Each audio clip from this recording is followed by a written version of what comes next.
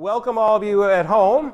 So what we started with before I was reminded I hadn't turned this on is today in talking about prayer, how do you feel when you hear the word prayer? And we had folks say it was comforting, it's a relationship. But then when I asked the question, will you pray? That's when everyone kind of panicked. And that's kind of the tension we have with prayer is the disciples over and over again kept asking Jesus, teach us how to pray, because it seemed they never quite got the hang of it early on. But the question I'm at right now up here is, how did you first learn what prayer was? Or, the other way, I'll flip it around, do you remember the first prayer you were taught? At home at mealtime. Prayer at mealtime. Yes, we always did that. At bedtime prayer. There is a Christian comedian by the name of Tim Hawkins that has this marvelous stand-up routine where he talks about bedtime prayers for children. And it's absolutely hysterical because I growing up, when Dad was at his second church when I was in elementary school, we lived in a parsonage right next door to the church itself. And every Sunday at noon was Creature Feature Theater, where they would show these old classic horror movies. So as soon as church was done, I would run across the street as soon as I could get in the house, and I could watch Frankenstein, Creature of the Black Lagoon, The Mummy. Boris Karloff I thought was great.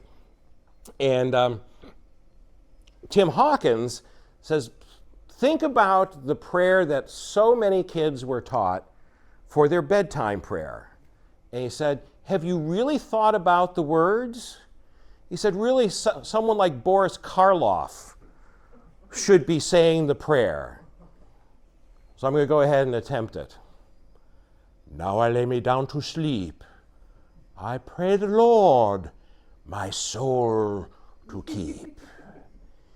If I should die before I wake, I pray the Lord my soul to take. Amen. Sleep tight. See you in the morning. Maybe. Who knows? You think it's kind of a terrible prayer. Sleep well. You might not make it to morning, but it's intended to elicit trust and reassurance in that. But that was the prayer we learned as kids. And there's the meal prayers.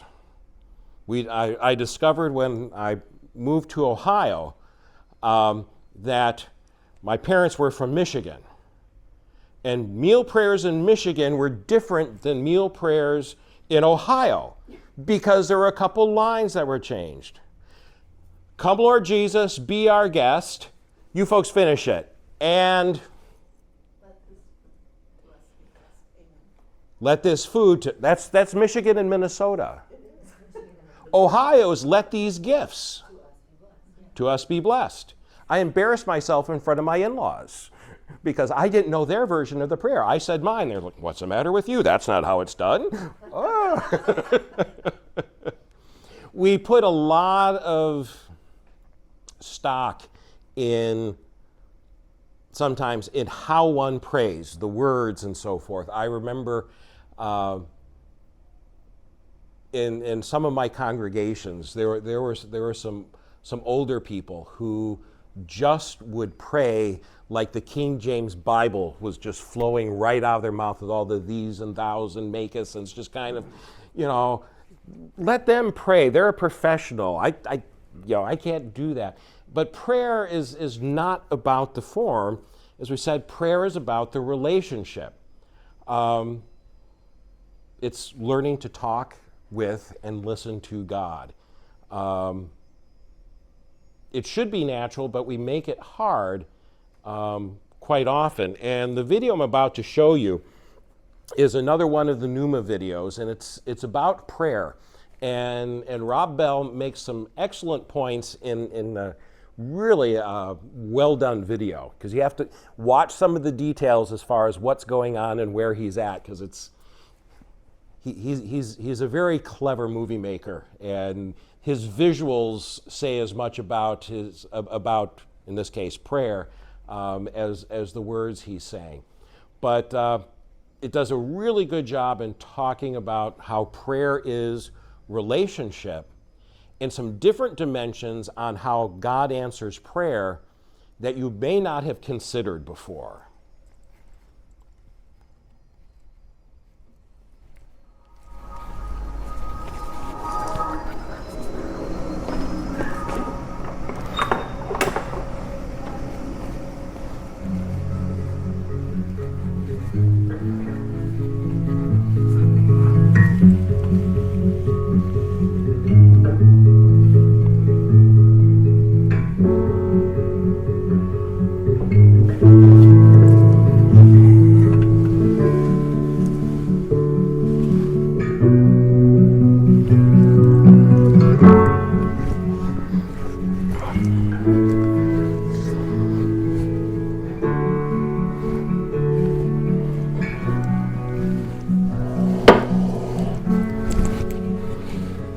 I was visiting this couple in the neonatal unit at the hospital. Their son had been born with some serious complications, and the doctors didn't know if he was going to make it.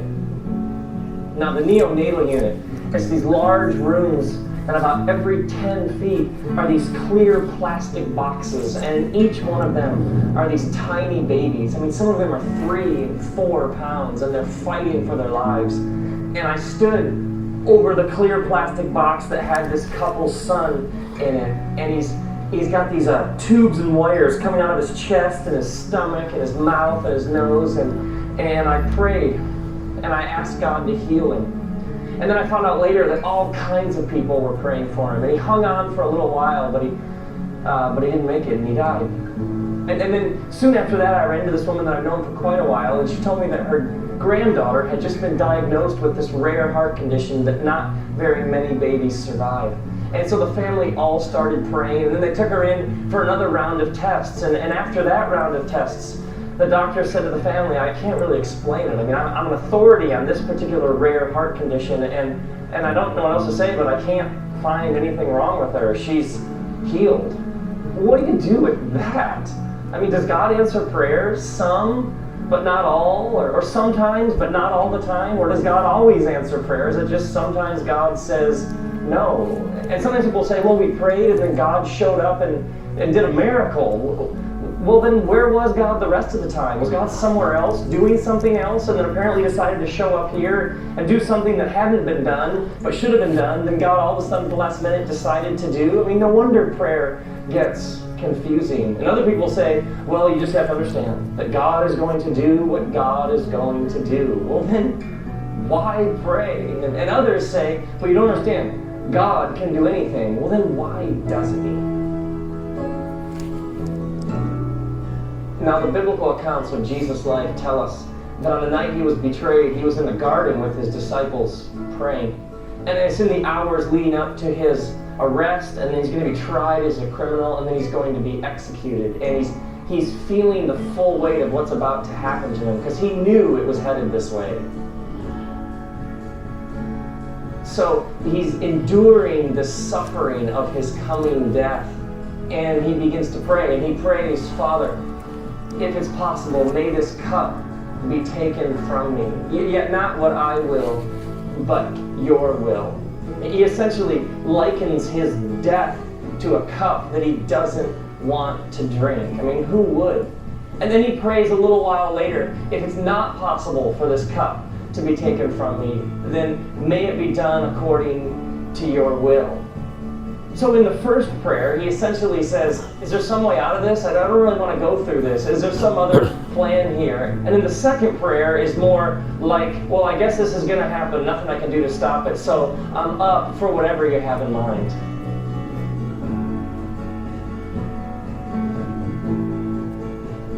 Now, to understand why Jesus prays like this, we have to understand that Jesus took very seriously the creation poem, Genesis, that the Bible begins with. And in this creation poem, God creates, but God creates things that are capable of creating more. And so God creates trees, but then gives trees the ability to create more. God creates animals and plants and fish, but then empowers them to create more. And then God creates people and gives them the ability to create more. So everything in creation is essentially unfinished. God leaves the world unfinished and invites people to take part in the ongoing creation of the world. Now, when you create, you always run the risk that what you've created won't turn out how you wanted it to. It may go a different direction. It may not be everything you intended it to be. It may veer off course, and it may break your heart.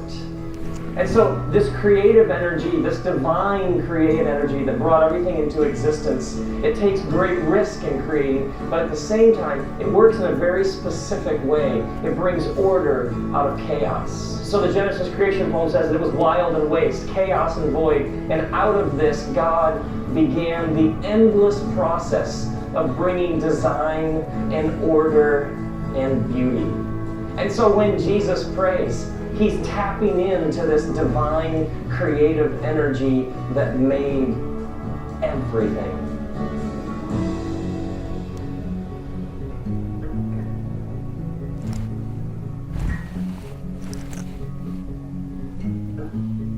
And so prayer for Jesus, it was not this passive acceptance of, well, I guess this is just how it's going to be. And it wasn't this active kind of rebellion against all dictate the future. For Jesus, prayer was being open to the God who's at work here and now. But to be open to the creative working of God in the world here and now, you have to be honest. So when Jesus is saying things like, is there any way for this cup to be taken so I don't have to drink it? He's being brutally honest with God. God, I don't really want to go through this. Like it says in the book of Psalms, chapter 13, where the writer says, God, how long will you forget me forever? How long will you hide your face from me? Jesus came from a long tradition of people who saw prayer as brutal honesty with God. Some people think that half of the Psalms were laments, people grieving and outpouring their anguish in times of great suffering and torment, people shaking their fist at God, challenging God, doubting with God, wrestling with God, questioning God. God can handle what you're thinking. God can handle how you're feeling. God can handle what you're saying. Prayer, if it's anything, is truth. It's being honest with your Maker. But for Jesus, it wasn't just honesty that's going on in the garden when he's praying to his Father.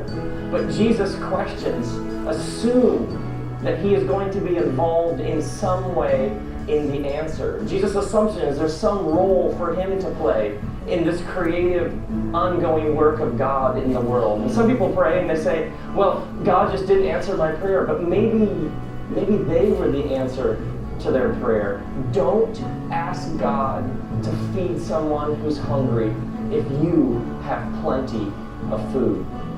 Like it says in the book of James, the prayer of a righteous person is powerful and effective. Somebody who believes that the God who created the universe is at work here and now, and somebody who's open to that, somebody who's aware, who's watching, who's listening, somebody who's looking for their role to play in the ongoing creation of the world, well, that is going to be powerful. Prayer isn't just like a formality or some sort of list or some sort of rote ritual that you just have to get through so that you can get on with your day. Like it says in the New Testament, pray unceasingly. Prayer is your whole posture towards life. It's way more than just words. It's the whole way that you see everything going on around you. And so prayer is being still, it's meditating, it's reflecting, it's listening, it's waking up, and it's when you never stop asking the question, what is God up to right here, right now, and how can I be a part of it? God's desire is that the divine energy that made the world would flow between us and in the process draw us closer together. Prayer is tapping into the same energy that formed the universe. That's why people say that they can feel prayers. It's because we can. Praying connects us to the people and things we're praying for. Prayer enlarges our perspective. Praying gives us a bigger heart. Praying makes us feel things. Praying changes things, but prayer changes us. Praying makes us better people. So when people ask all sorts of questions, why didn't God do this? Why did God do this? Why did God show up then? Why did God make a miracle happen there? Why did God say yes to this prayer and no to this prayer? I don't know. Standing over that clear plastic box, watching that little boy fighting for his life, I don't know why some situations go one way and some situations go another, but I do know that you and I can be open to the new thing that's coming into being. Not my will, but yours be done.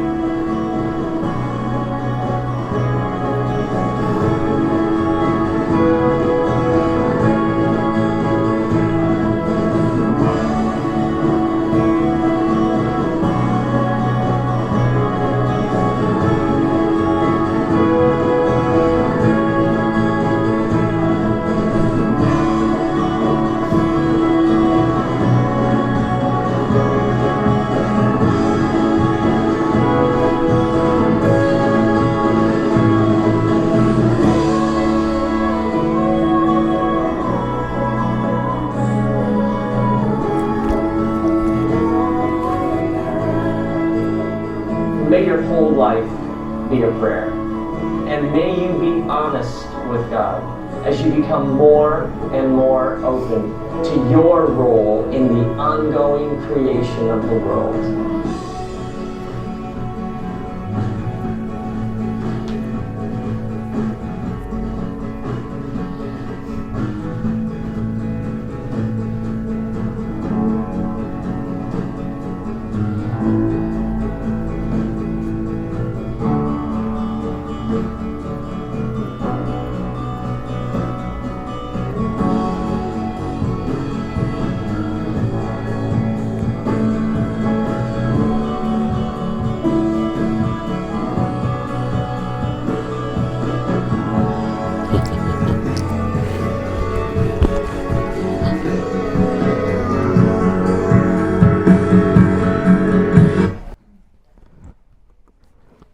So what'd you think?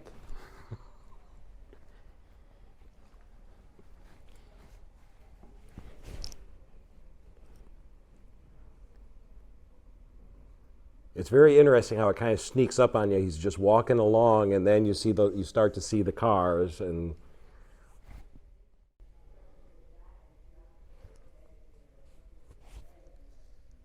so what do you think of that thought that he posits out there, that prayer is something that we actively participate and are part of God's answer even for others?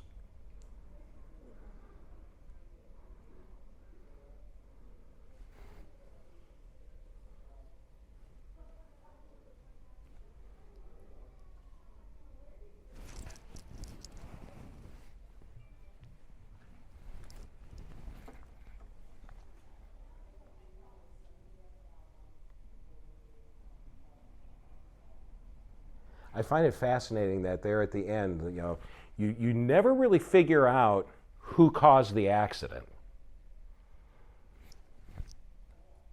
But that scene with them holding hands in the hospital,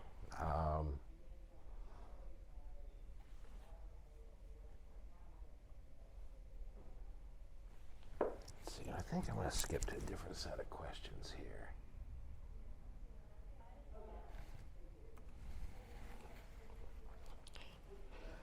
Let me ask this. What makes it hard to pray? Distractions. It seems like we're always asking for something. Yeah. We want something. Yeah. Distractions. There's actually, I think I got a picture in here. Yes, here it is. Perfect picture on distractions. Meditation. What my friends think I do, what my parents think I do, what society thinks I do, what my yoga teacher thinks I do, what I think I do, what I actually do. And there's the change. I'm looking at my watch. I know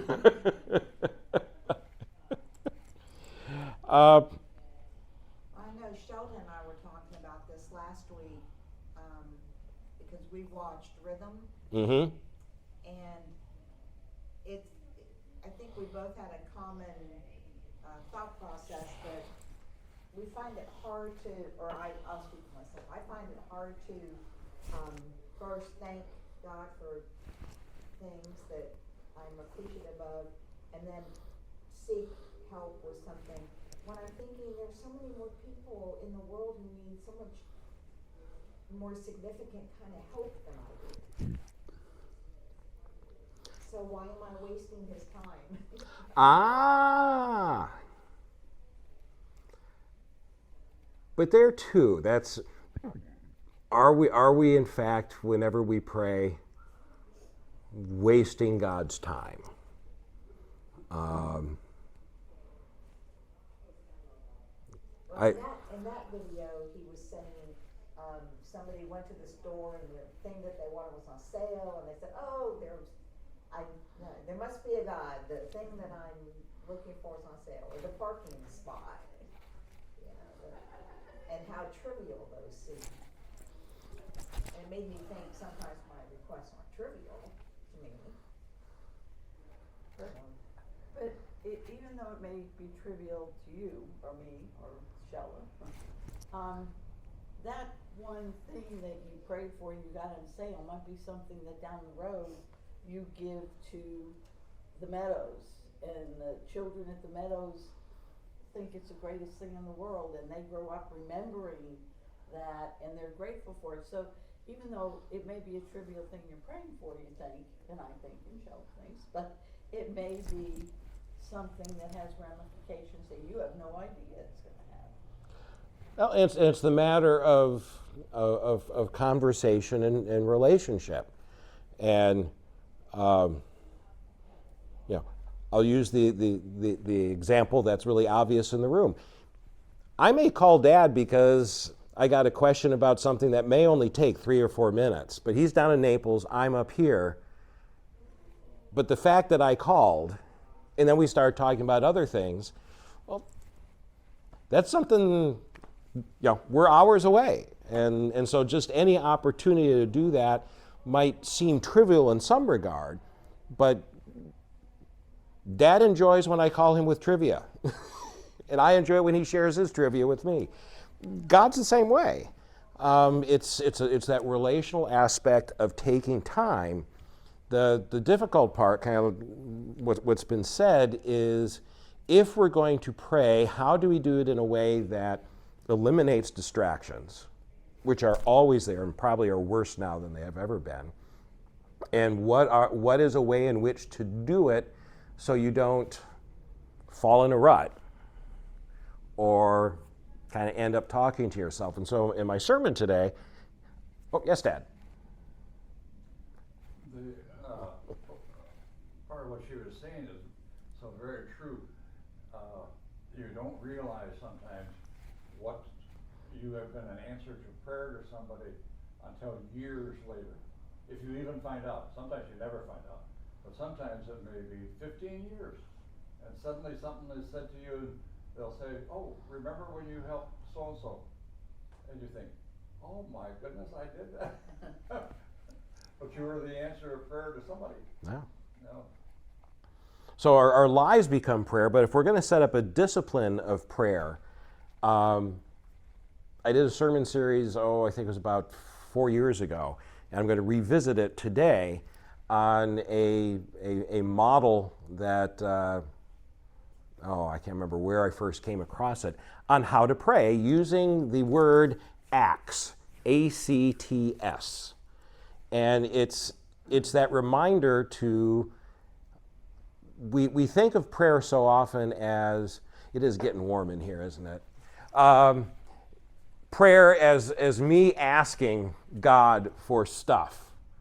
Either God give me stuff or God do things, and never gets a whole lot more than that. The ACTS model makes it somewhat easier because you're using an acronym, and we love our acronyms. But you start out first with adoration is A, which is in a relationship, you're recognizing God for who God is. If you're in a relationship aspect, it's the language of gratitude and compliments. I'm glad you're here. I'm glad you are my friend, my coworker, my wife, my kid. Those things come first in defining that we're actually in a relationship. And in the case with God, that God is in fact God and I am not. It's part of the honesty that Rob was talking about. We're going to sing a hymn today that I must confess is not one of my favorites. But it does get the point of prayer. Oh, what a friend we have in Jesus. And many folks love it dearly. I don't. But Jesus is our friend, but Jesus is also Lord. And the adoration aspect reminds us that Jesus is Lord of our lives, and therefore God is over us, but also guiding and protecting us. Then comes C, confession. That's another hard one we have, because prayer is great if I'm praying for someone else. If I'm praying because of where I've screwed up, I don't like admitting that to other people.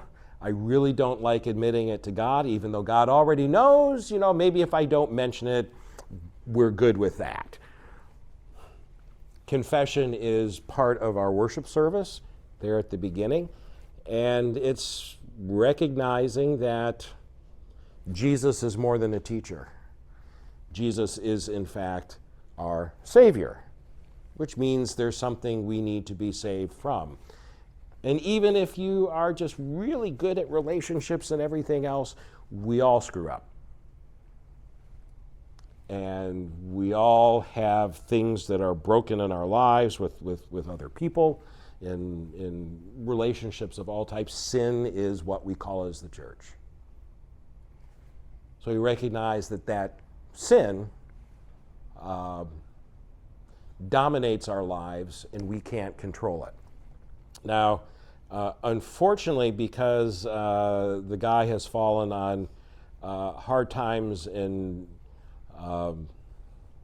proved to be something other than what he appeared to be, Bill Cosby had a fantastic routine in talking about what sin is. When he talked about how his son would drink his Coke when his son was little. Bill Cosby would sit in his chair, he'd have a Coke here. I have to get up, I'm going to go get some snacks. He looks at the boy and says, "Don't drink my Coke." So he gets up, he starts walking to the kitchen. The kid goes over, grabs the Coke, starts drinking it. Bill Cosby comes back, says, "Stop that. What did I tell you? You said not to drink your drink." "Right." And then he goes back to the kitchen, and the kid does it again. He comes back, "Cut it out. Why are you drinking that? Don't drink it." "Okay." Turns around, doesn't even start moving, and the kid picks it up again and starts drinking it. And he turns around and goes, "Stop it! Why are you doing this?" "I don't know." Bill Cosby calls it brain damage. The church, we call it sin. Paul has a whole section in one of his letters about it.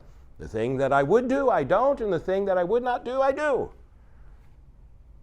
We've all had that circumstance of doing something we knew was wrong, that wasn't going to be good for us, it was going to hurt someone else, it just in every way was wrong, and we did it anyways. And then when we're asked why, go back to the 1970s when I was a kid, Flip Wilson, the devil made me do it. Well, yeah, kind of, sort of. You have responsibilities, devil throws curveballs, goes together. Confession is recognizing that our lives are not under our control and that our decisions are not always the best, and our relationships will be destructive even with those we love most. Confession's hard.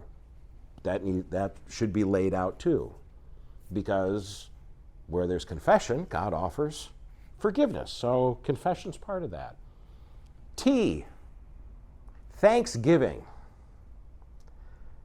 One of the things I tell church councils whenever we have our orientation is to take the time to compliment people and say thank you, particularly church staff, because church staff are like, well, much of what we do is very similar to people who are in the service industries. You hear all the complaints. You don't always hear compliments. Last night we went out to dinner up in Lake Mary at Fishbones, and our waitress was excellent. And as we were getting ready to head out, I thanked her, and the manager that night must have stopped at our table, at least 3 times. She stopped by if everything was okay. So I thanked her on the way out as well. And they just beamed. You made my night. You did outstanding service. The meal was good, and you made it just seamless. Saying thank you is huge.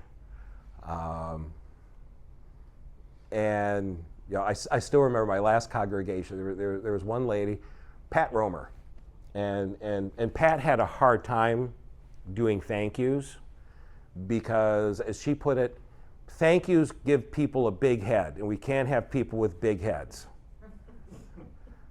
So I would get comments, Pastor, that was a really good sermon today. The organ seemed off, but the sermon was really good today.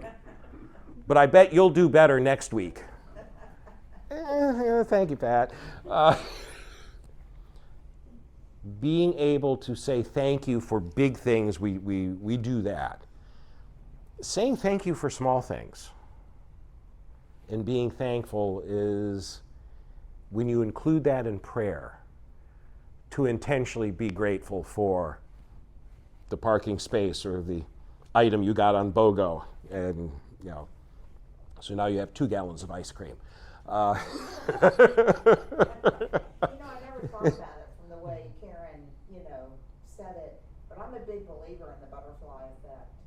That something you do or say to someone out of kindness or out of helpfulness or anything, you just never know how that plays out down the road. There's some fascinating theories around, the Civil War and what would have happened, in other cases and some significant things. And I think the language we use in the church is regarding the butterfly effect is kind of tied to what Rob was talking about, that prayer allows us to tap into the energy of God that is there as from creation, is continuing the act of creation. The language I think Paul uses is that prayer makes us the body of Christ. That joined together in our prayers and being an answer to prayer, Jesus takes on flesh in those around us. Sometimes it's not a matter of saying something. That can be very helpful and very important. But other times it may simply be like the one scene there where she's sitting by the bed with the other patient. Nothing was said, but it communicated a lot as to what was happening. And gratitude can be that way. It's more in what's done than in what's said.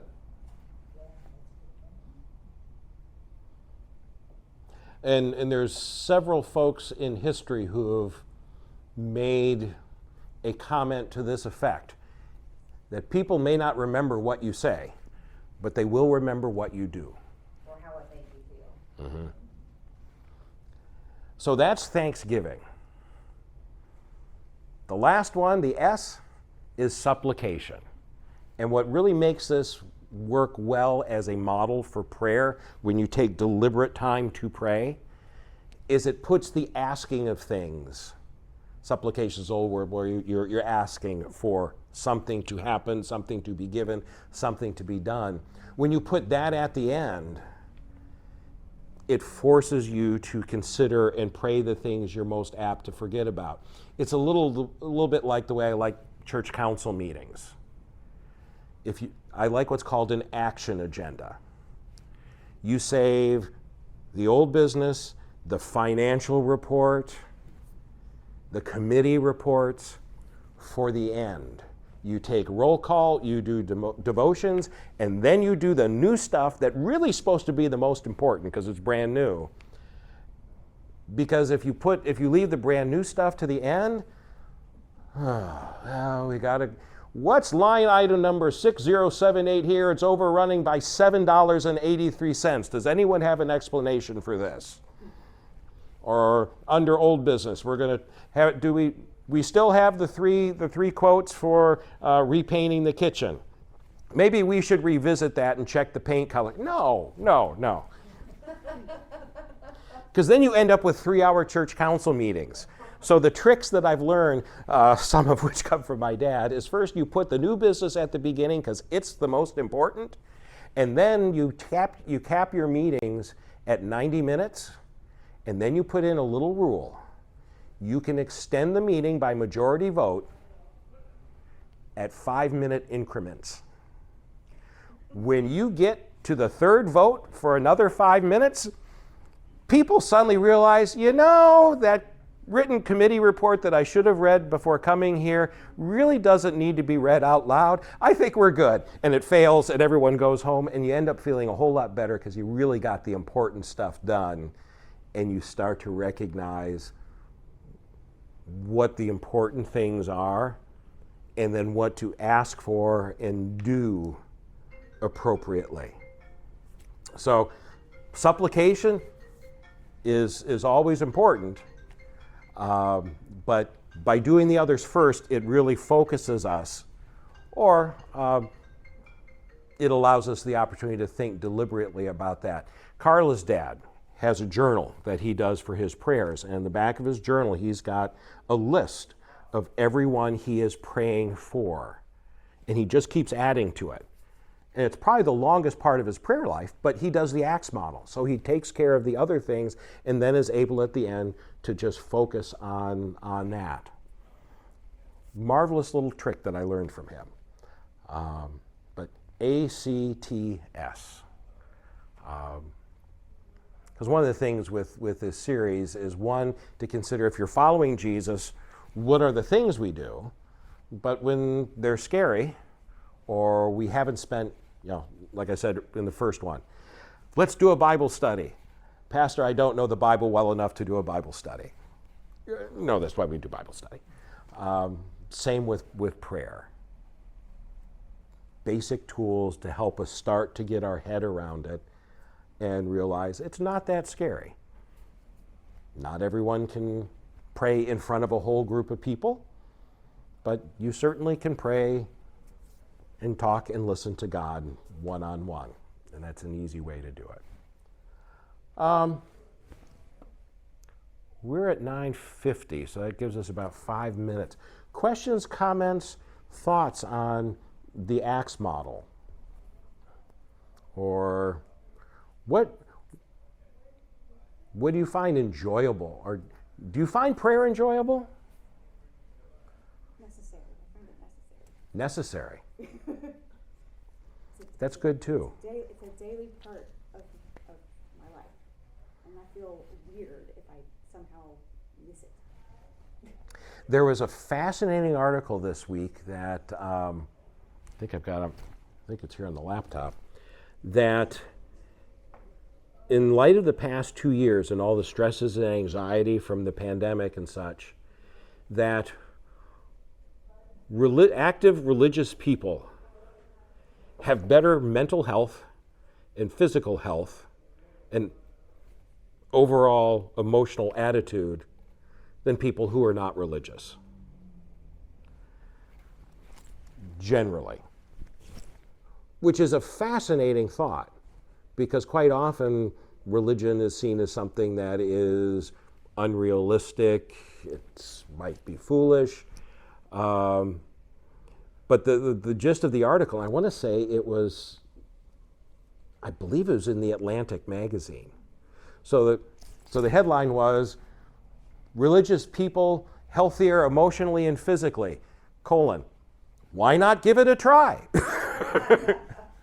And literally in the article it says, even if you don't believe, maybe try out a community and just, I don't think they put it quite this way, but this is the best phraseology I think at the moment. Just go through the motions and see if you don't feel better. And prayer is one of those things that across different religious traditions, that's a universal. Prayer and meditation lowers blood pressure, anxiety, and when we get disconnected from that, when we live in a world where it's constant distraction and there's constant noise, both visually and audio, to find some time to be silent is challenging. That's one of the neat things I discovered before I moved here. I'd come down and visit a retired pastor here who's preached for us several times, Pastor Ron Lee, and he would take me out to Canaveral Seashore for a morning at the beach. And we'd get lunch, pack all that up, and the cool thing about Canaveral Seashore is boats are not allowed to come within 5 miles of the coastline, and no aircraft are allowed to fly over. There's no cars or motorcycles or anything on the beach other than beach patrol have little trikes. So when you sit there, it's like when I was a kid back in Naples, going down to Tiger Tail Beach. You don't hear anything other than the waves and birds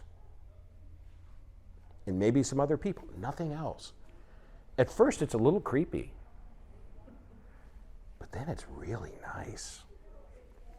How we seek out those moments with prayer to either physically have that happen or just emotionally get into a space where you're in your car and you have that silence, are all good things to try. Don't close your eyes in your car when you're praying. But, all right, I've got 9:53. Any last questions or comments before I go get changed for worship? I have a question. Yes. So, you're reading the Bible and you're here at church to kneel when you're praying. Mm-hmm. And I don't do that. I sit. It's just not my tradition. What is the significance of kneeling? And how does that aid? Kneeling is, in the Western European tradition, is something you would do to show respect and honor to someone greater than yourself. It's kind of strange, for me at least, being a historian, with the NFL protests about taking a knee, where you are protesting against something. That's not what the gesture historically ever was. One takes a knee before your king, your liege lord. You are assuming that position because someone is greater than you are, and you're acknowledging that relationship and that respect. My friend Imam Tariq at the Islamic Center of Central Florida, when you go to the mosque, when you see people for Friday prayers, they are on their knees and they put their forehead to the ground. It is the same concept. It's just the Middle Eastern version of the Western of taking a knee before your Lord. It is the same thing. You are using your body to express your submission to God. In Islam, prayer is called salat, S-A-L-A-T, which means submission. So both in your prayer and in your body language, you are, as Rob said, you are submitting yourself to God, not my will, but your will be done. There's no requirement to sit or kneel. It's what the advice I would give is when you pray, to let your body reflect your prayer. So yeah, you're trying to meditate and you're doing this and oh wait, the phone buzzed. Okay, back to prayer. Let your body assume a position of prayerfulness, of humility, of submission and conversation. It's a little like what a number of us have been taught about cell phone etiquette. If someone comes to visit me in my office and they want to talk, my phone stays on my desk and it's on vibrate. And folks will say, well, Pastor, it's vibrating. You answer, no. We're talking now. They can leave a message. They'll be there when we're done. Right now, this is about us. So that would be my answer. Kneeling is one way to express that. It's not a necessary way to do it.